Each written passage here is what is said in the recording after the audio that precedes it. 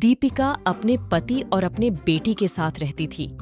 आनंद एक बड़े कंपनी में काम करता था। सोनालिका 8वीं कक्षा में पढ़ती थी।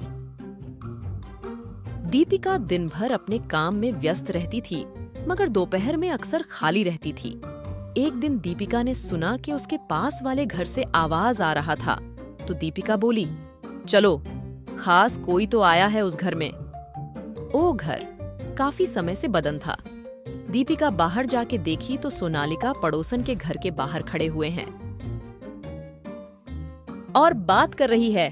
सब देखकर दीपिका भी अपने घर से बाहर जाके नए पड़ोसन के पास गए, तो पड़ोसन बोली, नहीं, मैंने रुका ही, आपके बेटी बहुत क्यूट हैं। सोनालिका स्कूल से घर ही जा रही थी, तो मैंने रुको और आपको बुरा लगा होगा तो सारी।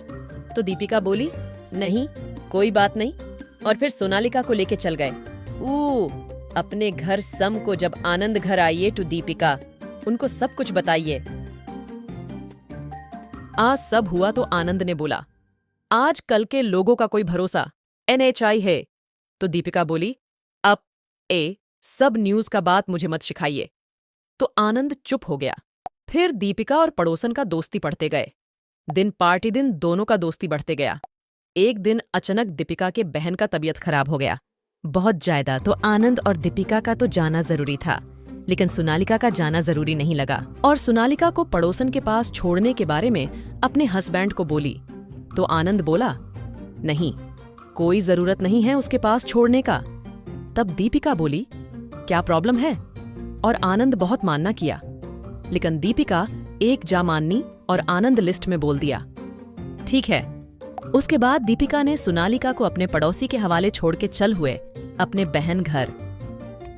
आनंद और दीपिका दोनों 2 दिन बाद अपने घर आइए।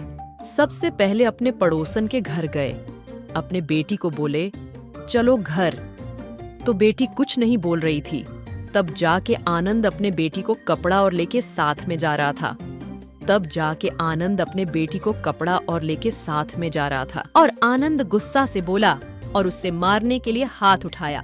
तब पड़ोसन ने आनंद का हाथ पकड़ा और छुड़ैल बन गई और बोली, भाग जाओ आहा से। फिर दोनों अपने जान बचा के भाग गए वहां से और दीपिका बाहर आके रोने लगी। तब आनंद बोला कि मैंने मानना किया था, मत छोड़ो, लेकिन तुमने मेरे बात कहा मानने और आज सुन के।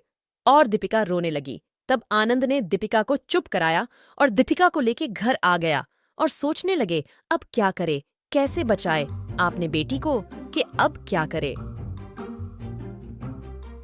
करे। तब तक सोनालिका और छुड़ैल दोनों अपने घर से निकल के जंगल की तरफ जा रहे थे।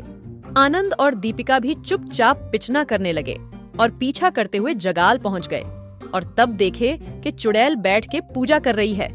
तब आनंद दीपिका को लेके वापस घर आ गया। तब दीपिका बोली, अब हमको घर लेके क्यों आई, अभी देखे। नहीं, ओ चुड़ैल, मेरी बेटी के साथ क्या क्या कर रही थी से। तब आनंद बोला, नहीं, हमारी बेटी नहीं है। तो दीपिका बोली, हम खुद अपने आंखों से देखे हैं, हमारी बेटी है। सो तब आनंद बोला, नहीं, हमारी बेटी नहीं है, शायद तुम गौर नहीं कि उसका परिचय पूजा कला था। तब दीपिका बोली, अब क्या करे। सो आनंद बोला कि रुको, कल हम तार्किक बोलते हैं तो सुबह। तत्रिका बुलाया और तत्रिकों को सब कुछ बताए आनंद और दीपिका।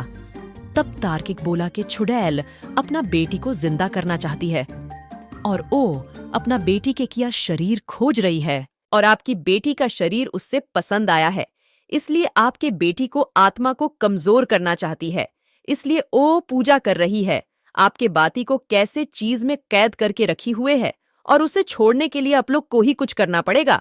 और इतना बोल के चल गया। तब दीपिका ने बोली कि चलिए अभी जाते हैं और खोज के अपने बेटी को आजाद कर देते हैं। तब आनंद बोला, अभी नहीं, रात में जाएंगे। लोग के जाने के बाद और किया सामने के बाद रात हो गई और फिर दोनों उसके घर में जा खोसे। तब खोजने लगा और आनंद को मिल गया। तब तक चुड़ैल आ जाए आनंद और दीपिका के पास। तब चुड़ैल बोली, तुम लोग को अपना जान प्यारा नहीं है।